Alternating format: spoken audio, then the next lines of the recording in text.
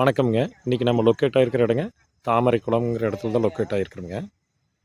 இன்றைக்கி நம்ம வாடிக்கையாளர் ஒருத்தர் சைட்டில் 300 ஃபீட் போர்வெல் போட்டிருக்காருங்க. அவருக்கு ஒரு 260 ஃபீட் சிங்கிள் பேஸ் மோட்டார் மாட்ட வேண்டியது இருக்குதுங்க.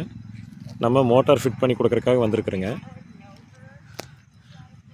இப்போ கஸ்டமருக்கு பார்த்துட்டிங்கன்னா நம்ம டெக்ஸ்மோ அக்ஸ்வா சப் மோட்டார் ரெஃபரன்ஸ் பண்ணிக்கிறோங்க.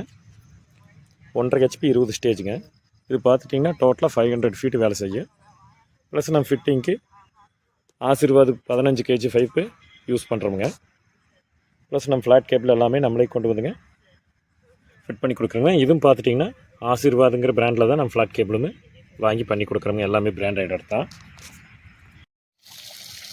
ஃபைனலாக மோட்டார் ஃபிட் பண்ணிட்டோங்க.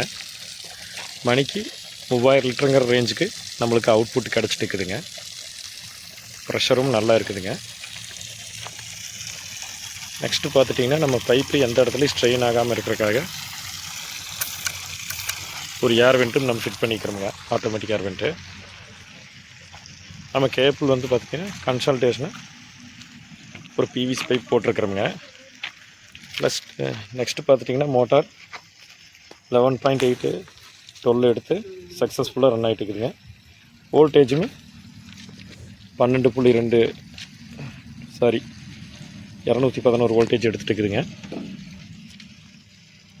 நம்ம ஓனாக ஃபேப்ரிக் பண்ண பேனல்னாலேங்க கெப்பாசிட்டர் எல்லாமே 440ங்கிற ரேஞ்சு தான் போட்டு யூஸ் பண்ணிக்கிறோங்க. டெர்மினல் எல்லாமே வந்து பார்த்திங்கன்னா ஹெவியாக 40 amps போட்டு தான் நம்ம பண்ணியிருக்கிறோங்க. ஸோ இதே மாதிரி உங்களுக்கு ஆன்ஃபீல்டில் உங்களுக்கு மோட்டார் ஃபிட்டிங் ஸ்டார்ட்ரு எதானாலும் தேவைப்பட்டாலும் ஸ்க்ரீனில் தெரிகிற எங்கள் நம்பரை காண்டாக்ட் பண்ணுங்கள். நன்றிங்க.